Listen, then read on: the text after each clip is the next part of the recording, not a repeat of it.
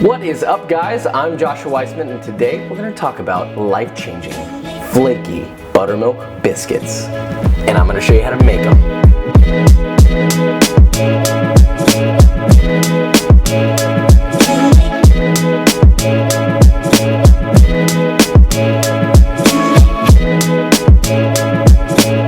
Alright, so you're going to start with 195 grams of unsalted butter, which is about 3/4 of a cup plus 2 tablespoons. From there, you're going to roughly cut that into 1/2-inch cubes.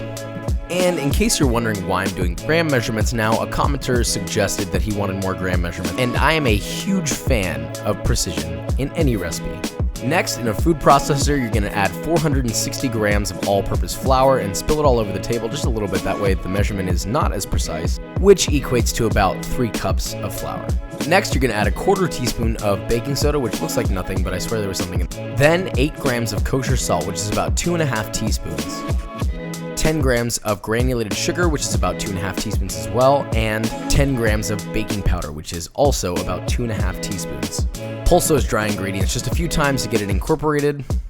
Now you can go ahead and add your butter, but make sure that it is cold. Ice cold, guys. Pull this stuff from the fridge. I don't know why I said fridge, so weird. Now, in that same food processor, you're gonna pulse the butter until you get pea-sized bits of butter. Next, you're gonna add that mixture to a medium-sized bowl. Actually, I might recommend a bowl a little bigger than the one that I used because this was kind of difficult to stir. Next, you're going to add 250 grams of buttermilk, which is about 1 cup, and make sure that this stuff is ice cold as well. Get this from the fridge and leave it in the fridge until you need it. Now, you can see that I'm basically pouring this while I'm stirring it with a fork just to get it incorporated more easily. Now, once I've used all the buttermilk and have stirred the dough up and it's pretty much mostly cohesive, I will knead it just a little bit by hand just to make sure that everything gets hydrated and incorporated. The mixture will look a little dry, but I promise it's fine. Next, dump out your dough onto a work surface and shape it into a 1-inch thick square. I like to use my bench scraper, but if you don't have one, you can certainly use the flat end of a knife. Now we're going to do a mild lamination here, which is much easier than it sounds. So you're basically going to cut that dough into 4 even quadrants.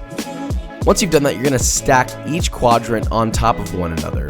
Try and stack these as evenly as possible with as little edge falling over the sides. See, really easy. It's like Legos. You're just stacking this stuff. Not that big a deal. Now once you've stacked all of them, just pat them down lightly. I also like to straighten out the ends with my bench knife. Now you're going to lightly flour the top of that and roll it into a 1-inch thick rectangle this time.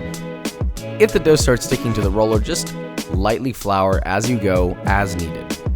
Once you get the desired thickness and mostly the desired shape, I like to square off the ends and make them a little more straight with my bench scraper again. To make them even more square, I like to cut off just a really thin border around the rectangle. Next, cut your dough into a 4x3 grid pattern, but wait. Before I make those cuts, I like to make little nicks into the dough with my knife before I actually go through with the cut. That way I know where I'm gonna go and I know that the cuts will be even. See, I mean, look how even those are. And this will give you 12 equal sized biscuits. Once that's done, place each individual biscuit on a parchment-lined baking sheet 2 inches apart. Now you're gonna place that sheet in a freezer for 10 to 15 minutes to allow the butter to firm up a little bit. Now my only issue was that my freezer wasn't quite large enough, so I had to improvise. Yeah. Once that's done, you're going to brush the top of each of these with melted butter. Finally, you're going to add a little bit of flaky sea salt on the top of each individual biscuit. Also, I forgot to mention you should have been preheating your oven to 425 degrees Fahrenheit at the very beginning of this recipe. The second you start this, start preheating your oven. Now that brings me to my next point. Drop your oven temperature to 400 degrees Fahrenheit and place your biscuits in the oven for 20 to 25 minutes until golden on top and dark golden brown on the bottom. And now, the final product.